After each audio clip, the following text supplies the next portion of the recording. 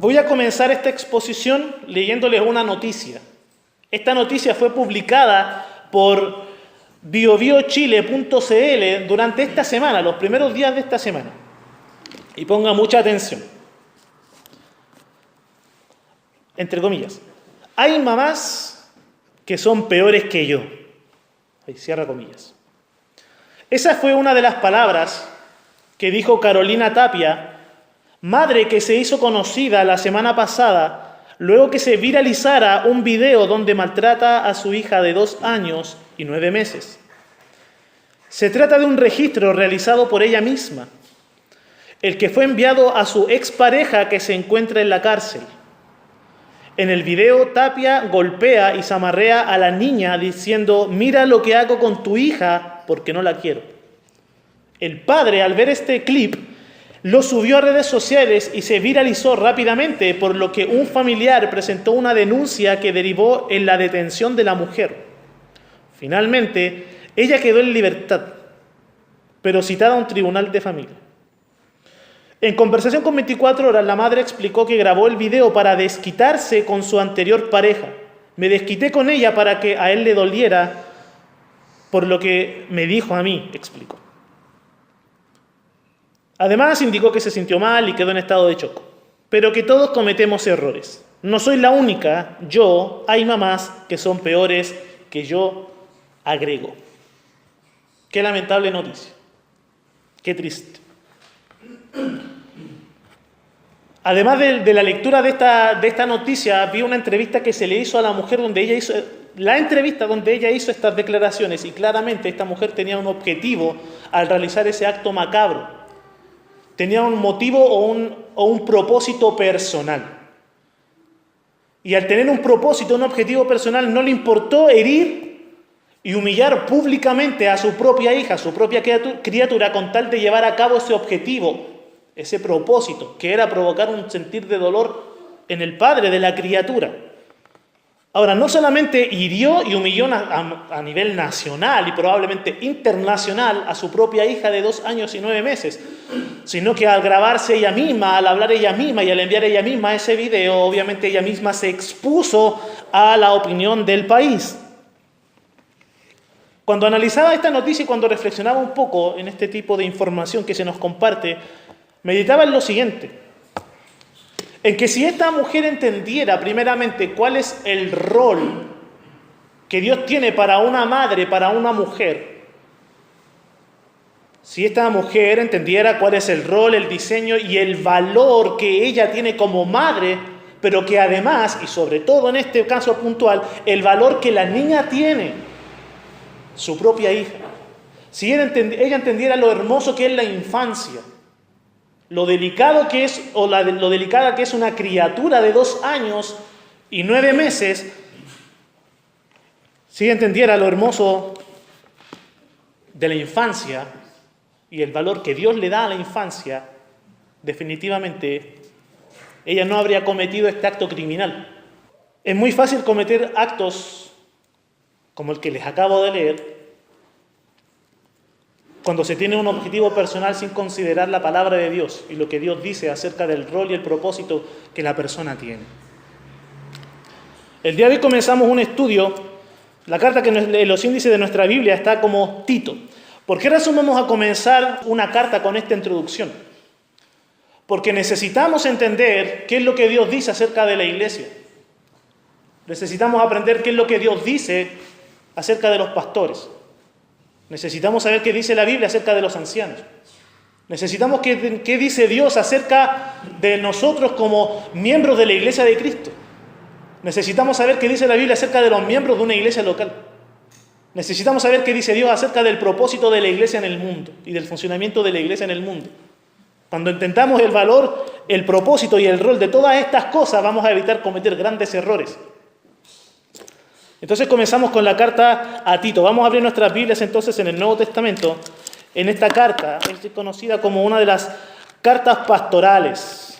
Vamos a empezar por algunos datos particulares y esenciales de esta carta para ir comprendiendo un poquito más de qué se trata. Ahora, esta sesión de enseñanza va a ser principalmente una entrega de información y observación de algunos pasajes. La predicación bíblica como tal ha de comenzar este domingo cuando empecemos con el versículo 1. Lo que voy a hacer ahora es que voy a compartir con ustedes una introducción a esta carta solamente. Bien, el autor de esta carta lo encontramos en el capítulo 1, versículo 1. Es la primera palabra que se nos presenta en este escrito.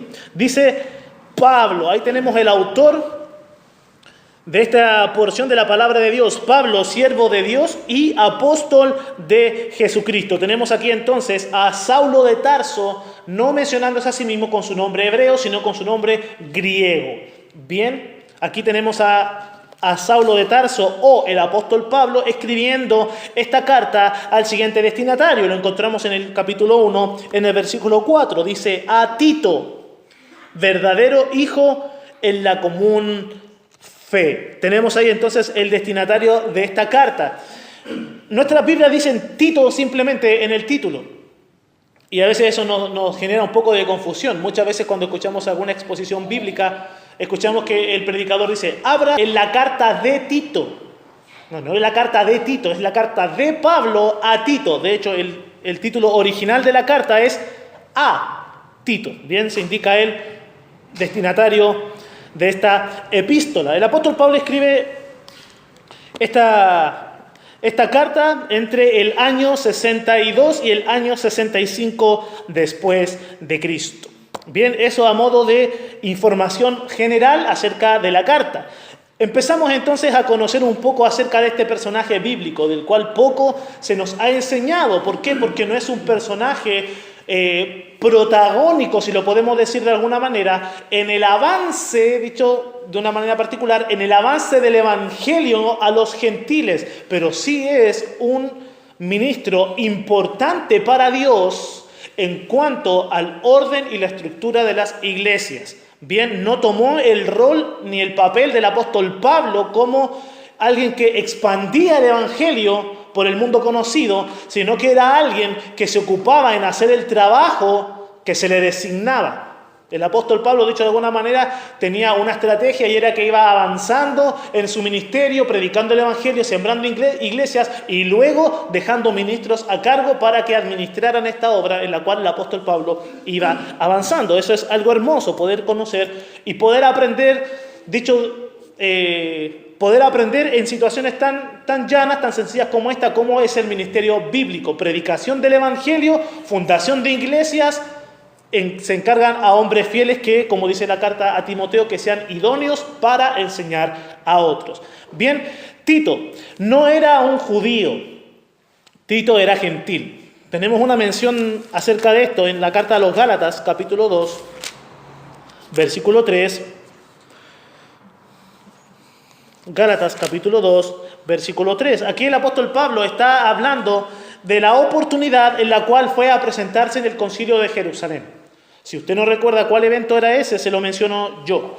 En Hechos capítulo 15 se nos menciona un evento en el cual los apóstoles produjeron, o más bien convocaron el primer gran concilio de la iglesia cristiana. Y en Jerusalén se juntaron los apóstoles, se juntaron maestros a tratar un tema muy importante para el creyente. Algunos judíos estaban recorriendo y metiéndose a las iglesias cristianas para enseñarle a los convertidos al cristianismo que tenían que guardar la ley de Moisés para ser salvos, tenían que circuncidarse y tenían que someterse a la Torá o al Pentateuco. Básicamente lo que estaban haciendo era judaizar la iglesia. Entonces, en ese concilio en Jerusalén, relatado en Hechos capítulo 15, se trata este tema, en el cual se llega a la conclusión de que no es necesario que los cristianos se sometan a la ley de Moisés para alcanzar salvación, porque la salvación nos es dada en un momento particular por pura gracia de Dios, y no hay ninguna obra que el creyente pueda hacer para ganar la salvación, sino que nos es dada por Dios, y el creyente no está sujeto a servidumbre, es decir, a someterse a la ley mosaica, sino que hay mandamientos particulares para los cristianos. Si usted quiere saber más en cuanto al tema, puede leer en su hogar Hechos capítulo 15, donde se trata esto. Por eso, mire, voy a leer del versículo 1 al 3, solamente para entender de qué está hablando este versículo cuando se menciona a Tito. Dice Pablo, versículo 1 del capítulo 2 de Gálatas. Dice, después, pasados 14 años, subí otra vez a Jerusalén con Bernabé, llevando también conmigo a Tito. Pero subí según una revelación, y para no correr o haber corrido en vano, expuse en privado a los que tenían cierta reputación el evangelio que predico entre los gentiles. Es decir, Pablo, cuando llega a este gran concilio, antes de hablar públicamente, lo que hace Pablo es juntarse con aquellos que son columnas o que eran columnas de la iglesia. Santiago, Pedro y Juan. Ahora entendemos por qué las cartas del Nuevo Testamento, las cartas generales están en este orden. La carta de Santiago, las 2 cartas de Pedro, las 3 cartas de Juan.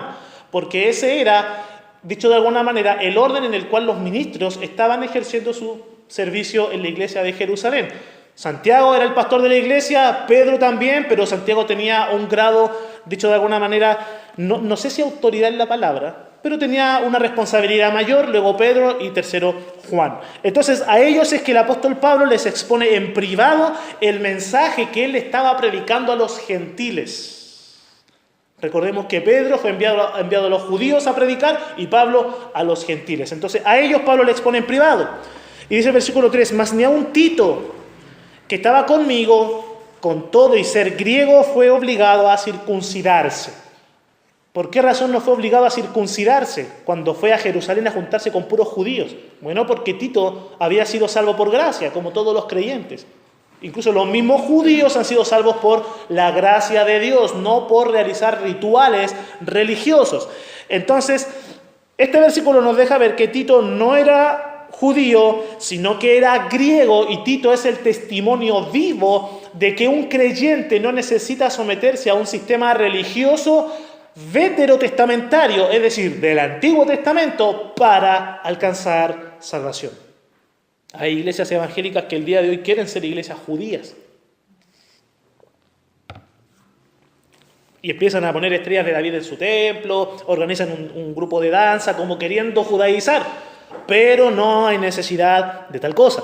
Bien, Tito entonces era un gentil y probablemente se convirtió al evangelio producto del ministerio del apóstol Pablo. Bien, no solamente él había llegado al evangelio y no solamente era compañero de Pablo, tenemos acá que Pablo lo llevó al concilio de Jerusalén, sino que además Tito era un amigo íntimo del apóstol. Escuche lo que dice 2 Corintios capítulo 2, versículos 12 y 13. 2 Corintios capítulo 2, versículos 12 y 13. Dice, cuando llegué a Troas para predicar el evangelio de Cristo, aunque se me abrió puerta en el Señor, no tuve reposo en mi espíritu, por no haber hallado a mi hermano Tito. Así, despidiéndome de ellos, partí para Macedonia. Estos son versículos un poco complejos porque el apóstol Pablo está contando experiencias de su ministerio. En este pasaje el apóstol Pablo está mencionando lo siguiente. Él se había dirigido a Troas para predicar el evangelio de Jesús a los gentiles, pero además para juntarse con Tito. ¿Por qué razón? Porque Pablo había escrito primero a los Corintios, que tenemos en nuestra Biblia. Se la entregó a Tito y le pidió que la llevara a los Corintios. Y que Tito entregara la carta y que luego viera la reacción de la iglesia y luego se juntara con Pablo para traerle las respuestas. Pablo relata que fue a Troas a predicar y a encontrarse con Tito, pero no lo encontró. Entonces sintió una gran tristeza y un gran dolor en su corazón. Bien, esto nos deja ver que Tito efectivamente era amigo de Pablo, no solamente era un hermano en la fe, sino que habían desarrollado un grado de amistad tan íntimo que él no tenía problemas en tomar las cartas que el apóstol Pablo le entregaba y llevarlas hasta Corinto, cruzar el mar Mediterráneo para llegar a Corinto, entregar la carta, ver la respuesta y luego ir y juntarse nuevamente con el apóstol Pablo. ¿Qué importante es eso? Que en el ministerio aquellos que han sido llamados por Dios desarrollen lazos de amistad, lazos de hermandad. Tito no era judío, pero Pablo lo llama mi hermano Tito. Y esta es una manera de hablar, ya sea judía, porque los judíos, los familiares, se llaman hermanos unos a otros, sean hermanos, sean primos, sean relación tío-sobrino, etc. Se llaman hermanos porque hay lazos sanguíneos, y en el mundo cristiano nos llamamos hermanos porque hay lazos espirituales.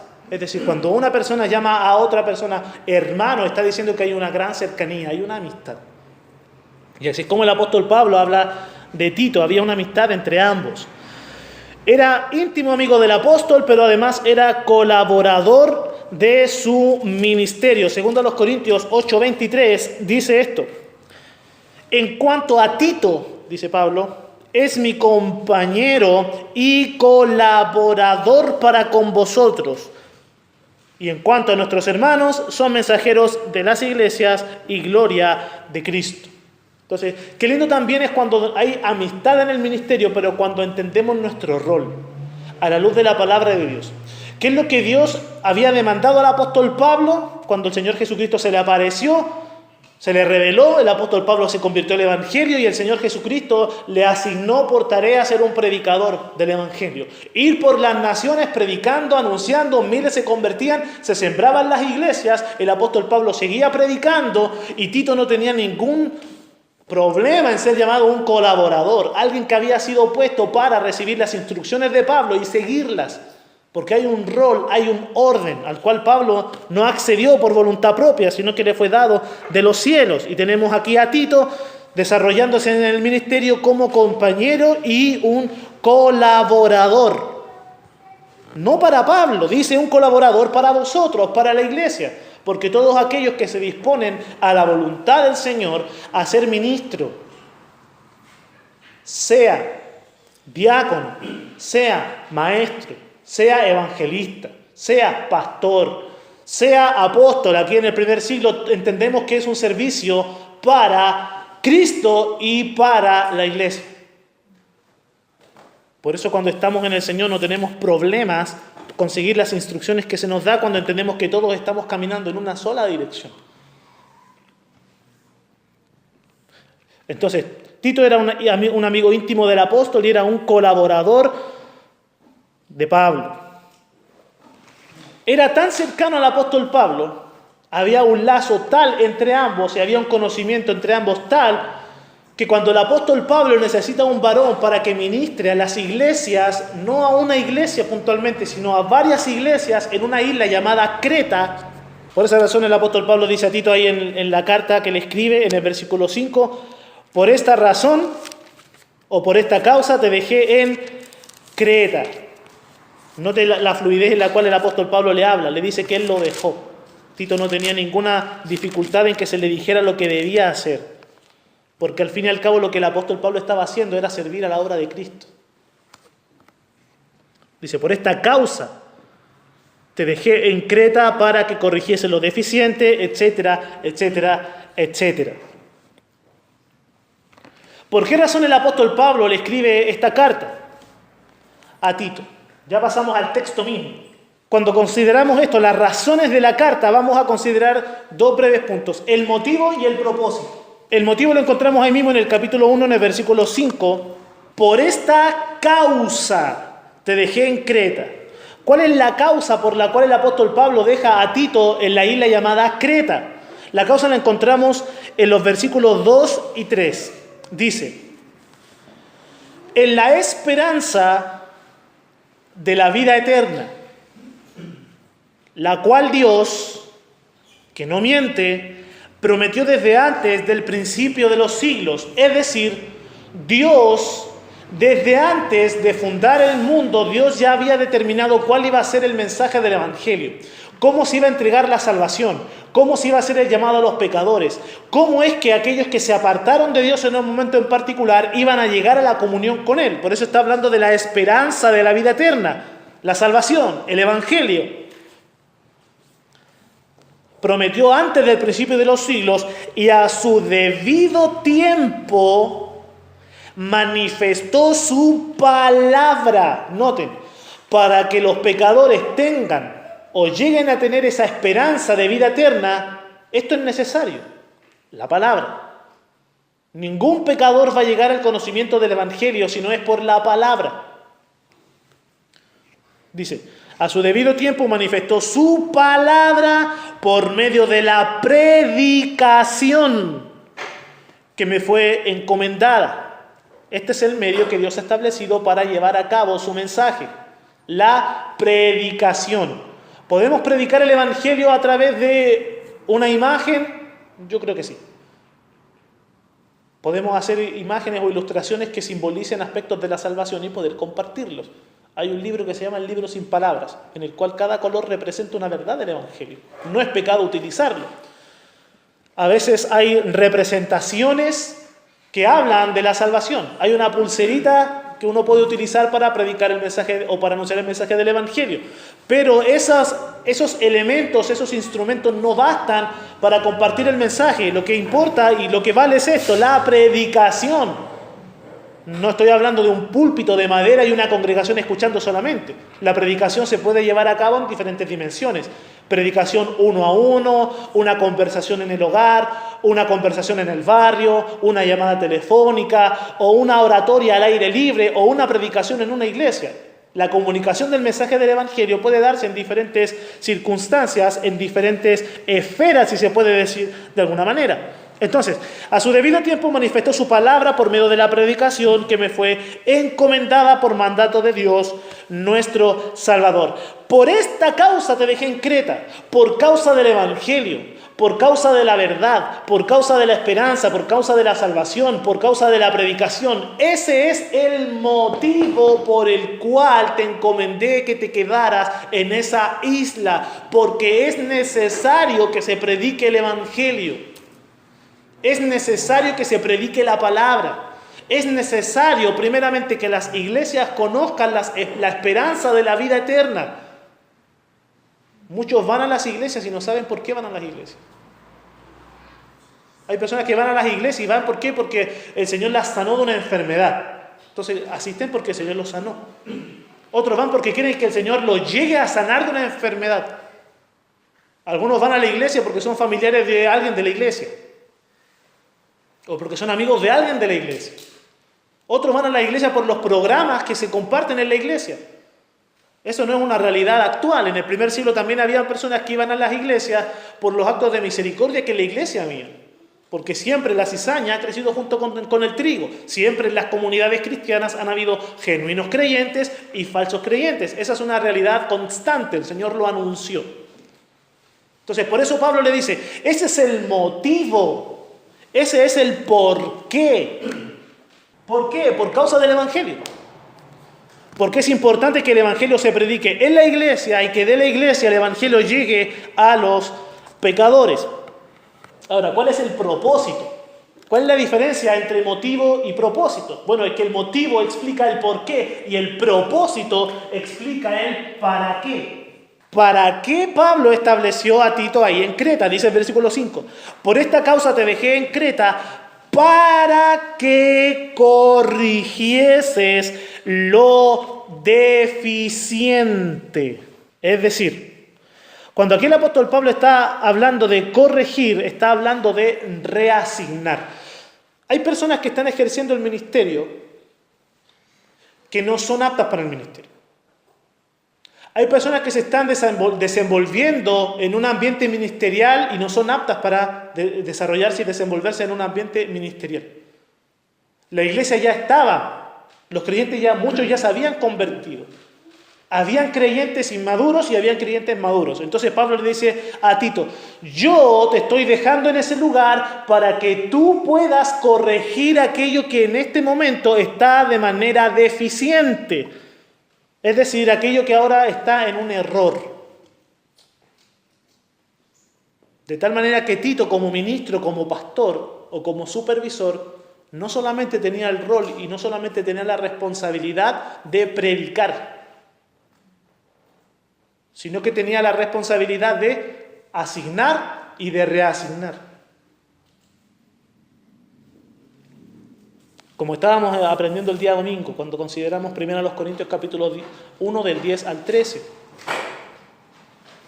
A veces la predicación puede ser excelente. Una excelente doctrina, un excelente bosquejo, una excelente introducción, un desarrollo perfecto y una hermosa conclusión. La predicación puede ser perfecta, perfectísima. El Señor Jesucristo es el mejor predicador a lo largo de la historia. Sin embargo, las multitudes se le fueron. Y la noche que fue entregado, los 12 lo abandonaron. El apóstol Pablo fundó la iglesia de los Corintios, le escribió una carta a los Corintios y la iglesia estaba dividida. Entonces el predicador puede ser excelente, pero hace falta más que predicación excelente para que la iglesia de Cristo se desarrolle de manera funcional. Entonces Pablo dice a Tito, para que corrijas lo deficiente, y luego dice, y establecieses ancianos en cada ciudad, así como yo te mandé. Este principio no está violentando la realidad de la responsabilidad eclesiástica, porque sí hay una responsabilidad eclesiástica cuando se levanta un ministro, definitivamente sí lo hay. Tenemos en Hechos capítulo 6 cómo la iglesia reconoce a varones llenos del Espíritu Santo para el servicio. Tenemos ahí al apóstol Pablo diciéndole a Timoteo que escoja de los varones de la iglesia hombres idóneos que sean aptos para enseñar a otros. Entonces esto no está violentando ese principio de que la iglesia tiene un grado de responsabilidad en los ministros que se levantan, porque la iglesia sí tiene esa responsabilidad. Pero aquí vemos al apóstol Pablo llevando a cabo una designación directa. Yo te dejé en Creta para que tú levantes ancianos y tú levantes ministros. Entonces tenemos que considerar ambos aspectos siempre. ¿Cuál es el contenido de la carta a Tito? Cuando lleguemos a Tito capítulo 1 versículo 5 vamos a hablar un poco más acerca de estas verdades y de estos principios. El contenido de la carta. Tenemos tanto instrucciones ministeriales como teología pura. Esta carta es muy breve, tiene solamente 3 capítulos. Y en estos 3 capítulos encontramos abundante instrucción ministerial y encontramos también un gran contenido teológico. En cuanto a las instrucciones ministeriales, tenemos al apóstol Pablo aconsejando a Tito en cuanto al oficio pastoral. Capítulo 1 del versículo 5 al versículo 9. Tenemos ahí al apóstol Pablo recordándole cuáles son los requisitos que el ministro debe tener para poder ejercer una labor, para poder ejercer una función delante de la iglesia. Recordemos que la iglesia no solamente va a escuchar la predicación, la iglesia va a mirar al siervo que se para adelante, ver cómo lleva su familia, cómo lleva su vida, cómo lleva su hogar, cómo se desarrolla íntegramente en la sociedad. Entonces, el rol del predicador no solamente es predicar a Cristo, sino vivir a Cristo. Entonces aquí el apóstol Pablo le recuerda cuáles son los requisitos para que un ministro pueda levantarse. Luego en el capítulo 2, del versículo 1 al versículo 10, tenemos instrucciones en cuanto al ministerio mismo. Y tenemos ahí cuál es el rol de las ancianas, cuál es el rol de los ancianos, cuál era el rol de Tito como pastor, cómo él debía presentarse, cómo él debía exhortar, cuál era el grado de autoridad que él tenía que manifestar, etcétera, etcétera. Y la carta es tan completa que tenemos incluso en el capítulo 3, entre los versículos 9 al 11, una mención del apóstol Pablo en cuanto a la disciplina que debía aplicarse en la iglesia. Entonces vemos el gran alcance del ministerio pastoral. Algunos asocian el pastorado únicamente con consolación, pero el ministerio pastoral abarca muchos más aspectos, muchas más áreas. Claro que el pastor debe consolar, debe proveer un alivio al alma angustiada y entristecida, pero tenemos aquí a Pablo diciéndole a Tito que como pastor él debía levantar ministros, mantener un orden, incluso aplicar disciplina, predicar el evangelio, corregir, instruir, etcétera, etcétera, etcétera. Entonces hay muchos aspectos del ministerio pastoral. La carta a Tito también tiene un alto contenido teológico. La carta nos habla de la deidad de Cristo, o sea, el hecho de que el Señor Jesucristo es Dios. Porque una iglesia sana, una iglesia saludable, tiene que tener el fundamento correcto. Y el fundamento correcto es Cristo. Él es la piedra angular del gran edificio que la iglesia es. Por eso tenemos mención a la deidad de Cristo en el capítulo 1, versículos del 1 al 4, y en el capítulo 2, versículo 13. Que este es uno de los versículos más claros en el Nuevo Testamento en el cual se habla de la deidad de Jesús, o sea, del hecho de que el Señor Jesucristo era Dios mismo encarnado. Dice 2.13, aguardando la esperanza bienaventurada y la manifestación gloriosa de nuestro gran Dios y Salvador Jesucristo. Entonces tenemos ahí que el Señor Jesucristo es Dios. En cuanto a la teología de la carta, se nos habla también de la doctrina de la elección. En el capítulo 1, versículo 1. Ahí dice, Pablo, siervo de Dios y apóstol de Jesucristo, conforme a la fe de los escogidos de Dios. Creo que fue el pastor Samuel Pérez Millo que dijo que cada vez que en la palabra de Dios se habla de predestinación o de elección, siempre se está hablando en cuanto a los hombres en voz pasiva, es decir, siempre son los hombres aquellos que están siendo elegidos o que están siendo predestinados. Y en cuanto a Dios, siempre es Dios el que está eligiendo o el que está predestinando. Entonces eso ayuda a entender un poco esta doctrina que a veces es tan controversial. Bien, pero es mencionada la doctrina de la elección en el capítulo 1, en el capítulo 3 tenemos una mención a la doctrina de la regeneración, es decir, al acto mediante el cual los pecadores son salvados. Y mención en cuanto a la salvación misma, del versículo 11 al versículo 14. Tenemos ahí también mención acerca de la muerte sustitutiva del Señor Jesucristo. El capítulo 3, versículos 6 y 7, habla acerca de la doctrina, o toca a grandes rasgos la doctrina de la justificación por fe, o por gracia, dice acá, para que justificados por su gracia. Cuando lleguemos al 3, versículo 7, vamos a explicar en profundidad estas verdades. Y nos habla de la segunda venida de nuestro Señor Jesucristo.